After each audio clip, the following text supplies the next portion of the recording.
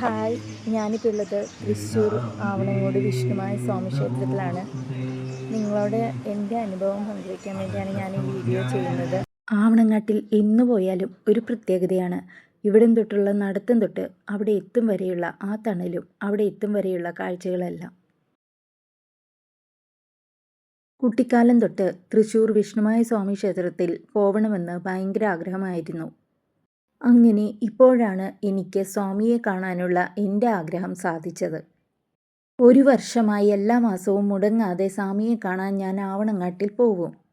ഞാൻ ആവണങ്ങാട്ടിൽ പോവാനും എൻ്റെ ഒരു ആഗ്രഹ സാഫല്യത്തിന് നിമിത്തമായതും എൻ്റെ ഒരു ഫ്രണ്ടാണ്. തൃശ്ശൂർ കുറേ വിഷ്ണുമായ ക്ഷേത്രങ്ങളുണ്ടെന്നറിയാം, പക്ഷേ എവിടെ ശരിക്കും പോവേണ്ടതെന്നറിയില്ല.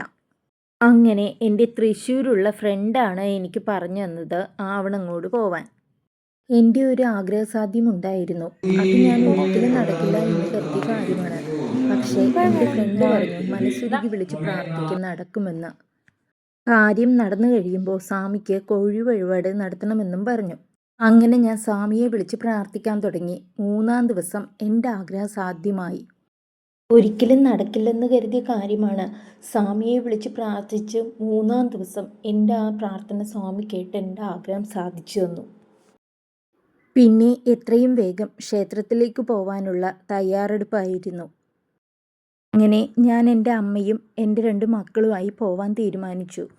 അമ്മേനോട് ഞാൻ പറഞ്ഞു, നമുക്ക് നാളെ തൃശ്ശൂർ വിഷ്ണുമായ സ്വാമി ക്ഷേത്രത്തിൽ പോകണമെന്ന്. അമ്മയെ വിളിച്ചപ്പോൾ അമ്മ പറഞ്ഞു അമ്മയ്ക്ക് പേടിയാ സ്വാമിയെ വന്ന് പ്രാർത്ഥിക്കാനെന്ന്. പിന്നെ ഞാൻ അനിയത്തിയെ വിളിച്ചു. ഞാൻ പറഞ്ഞു നിൻ്റെ കഷ്ടപ്പാടും ബുദ്ധിമുട്ടും എല്ലാം മാറും, സ്വാമിയെ വിളിച്ച് പ്രാർത്ഥിക്കെന്ന്.